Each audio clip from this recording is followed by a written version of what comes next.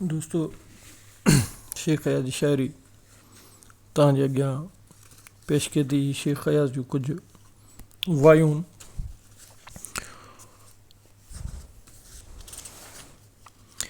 अञा वञ न तूं अला, अञा वञ न तूं, अञा वञ न तूं अला, वञ न तूं, मुंहिंजो मन तो आसरे, टकर टाकींदे थिया मुंहिंजा हथ लिफूं, मुंहिंजो मन तो आसरे, अञा वञ न तूं अला वञ न तूं, वर वराका केतिरा मुंहिंजा पेर पिथूं, मुंहिंजो मन तो आसरे, अञा वञ न तूं अला वञ न तूं, अञा रोकिन छाल खां पियूं रोज़ छिपूं, मुंहिंजो मन तो आसरे, अञा न वञ तूं अला अञा वञ न तूं, छपर मंझि छॾे विया केॾा साथी मूं, मुंहिंजो मन तो आसरे, अला अञा वञ न तूं अला अञा वञ तूं, तूं ऐं तुंहिंजो तन मूंखां विसरे की न की, तूं ऐं तुंहिंजो तन मूंखां विसरे की न की, सारी राति रिहाण में तोसां मुंहिंजो मन मूंखां विसरी की न की, तूं ऐं तुंहिंजो तन मूंखां विसरी की न की, पोइ पर गुलाब जीअं महके माक बदन मूंखां विसरी की न की, तूं ऐं तुंहिंजो तन मूंखां विसरी की न की, बाख फुटीअ तो अंगड़ा टांगर जीअं टिड़नि मूंखां विसरी की न की, तूं ऐं तुंहिंजो तन, वासे वियो हर सास खे चोटीअ जो चंदन मूंखां विसरी की न की, तूं ऐं तुंहिंजो तन अला मूंखां विसरी की न की, वेंदे वक़्तु गिराटड़ियूं गहर ॻिचीअ ते कनि, वेंदे वक़्तु गिराटड़ियूं गहर ॻिचीअ ते कनि मूंखां विसरी की न की, असुरवेल चंड चुमे पियो पिरी तो पेरनि मूंखां विसरी की न की, असुर चंड चुमे पियो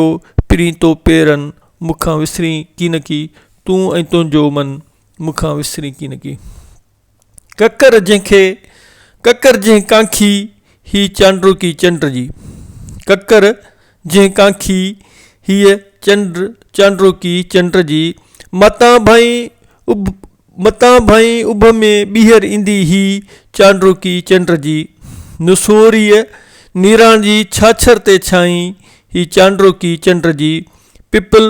तुंहिंजे पन ते ॾिस आऊं छुही ही चांड्रुकी चंड जी, छा मुंहिंजी ॾात में खनपल लाइ चमके ही चांड्रुकी चंड जी, ककर मंझि जंहिं कांखी ही चांड्रुकी चंड जी,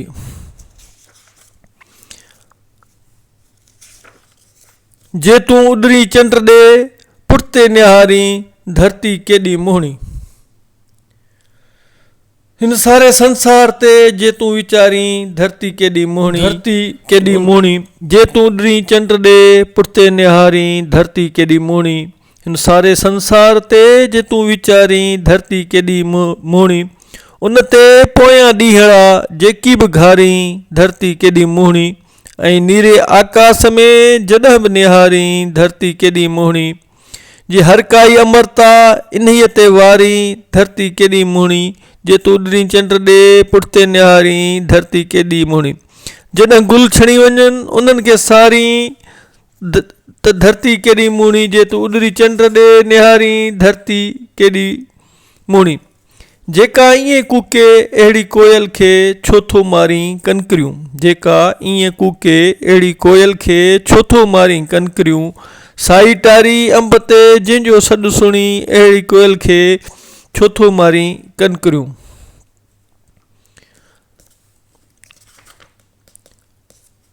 लकीअ जबल ते ईंदड़ वींदड़ खे पाणी शाल प्यारी, लकी जबल ते ईंदड़ वींदड़ खे पाणी शाल प्यारी, कई घाट झुकी अचनि तुंहिंजी खलीअ ते पाणी शाल प्यारी,